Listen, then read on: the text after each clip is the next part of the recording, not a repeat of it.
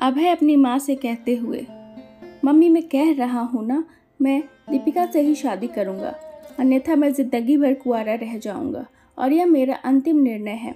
अब इस विषय पर मैं आपसे आगे बहस नहीं करूँगा। तभी अभय की मम्मी चंदा जी ने कहा, बेटा तू समझता क्यों नहीं, हमने तेरे सामने ही दीपिका की जन्म कुंडली पंडित जी को दिखाई थी और उन्होंने दीपिका की कुंडली में मांगलिक दोष बताया था। अब तू बता, सब कुछ पता होने के बाद भी तेरी शादी एक मांगलिक लड़की से कैसे कर दें? तू जानता नहीं कि मांगलिक दोष वाले की जीवन साथी की मौत जल्दी हो जाती है, इसलिए तुझे मैं समझा रही हूँ, तू भूल जा दीपिका को। चंदा जी ने अभय को बहुत समझाया, पर अभय का कहना था कि जब मैंने दीपिका से प्यार किया था तब मैंने उसके साथ प्यार करते हुए जन्म कुंडली का मिलान नहीं किया था, ना ही मैं इन मिलानों को मानता हूँ। इसलिए अब बस मैं शादी करना चाहता हूँ, और वो भी दीपिका से। ये मेरा आखिरी फैसला है। आखिर चंदा जी को अपने बेटे की जिद के आगे झुकना पड़ा और पंडित जी के द्वारा बताए गए अनुसार दीपिका के मंगल दोष को दूर करने के लिए अभय के साथ शादी करने से पहले दीपिका की शादी एक पेड़ से करवाई गई और उसके बाद दीपिका ने अभय से शादी करी।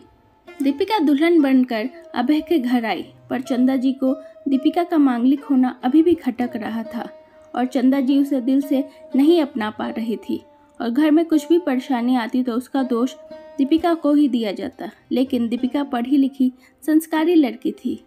वह अपनी सासू माँ से मिले इन बेवजह आरोपों को अपने दिल से नहीं लगाती थी और ऐसे ही ससुराल में उसके दिन कट रहे थे। एक दिन अभय ऑफिस से जल्दी घर आ गया। तब चंदा जी ने पूछा, बेटा आज जल्दी कैसे आ गया? तब उसने बताया, माँ आज सुबह से ही सिर दर्द और बहुत कमजोरी सी लग रही है, इसीलिए ऑफिस से काम खत्म होते ही मैं जल्दी घर लौट आया।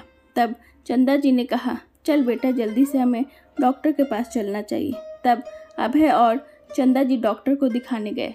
डॉक्टर को दिखाने के बाद मालूम पड़ा अभय को पीलिया हो गया है और दोनों जैसे ही घर लौटे तब चंदा जी ने घर को मानो सर पे उठा लिया हो।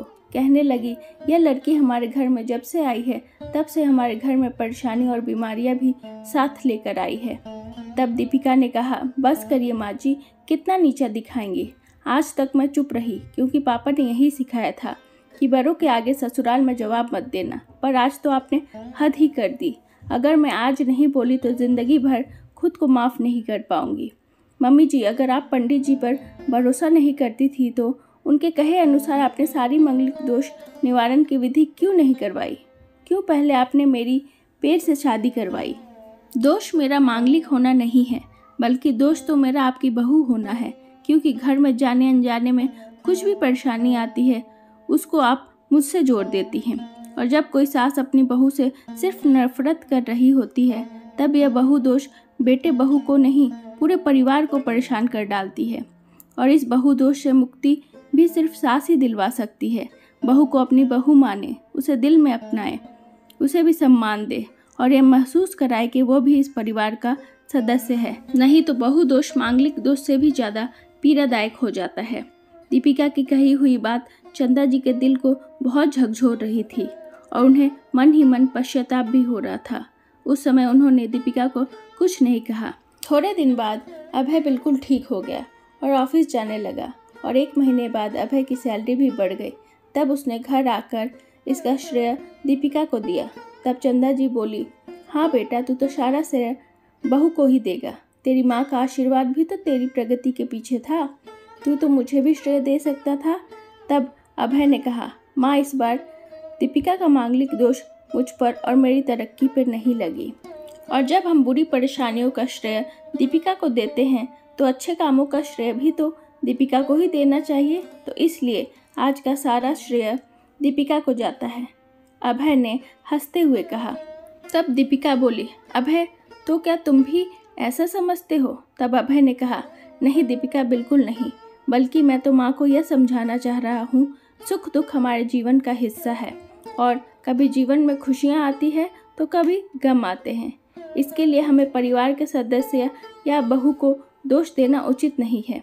तभी चंदा जी बोली, बेटा सही कह रहा है तू, तेरी तरक्की ही बहुत है मुझे इस झूठे दोषों से बाहर निकालने के लिए। आज मैं यह कसम लेती हूँ, आज के बाद मैं दीपिका को किसी भी बात का दोष नहीं दूंगी। यह सुनकर दीपिका आज बहुत खुश थी, क्योंकि आज उसको उसकी सास से मांगलिक दोष के साथ साथ बहु दोषों से भी मुक्ति दे दी थी। ये कहानी आपको कैसी लगी ज़रूर बताइएगा। मिलते हैं नेक्स्ट वीडियो में। धन्यवाद।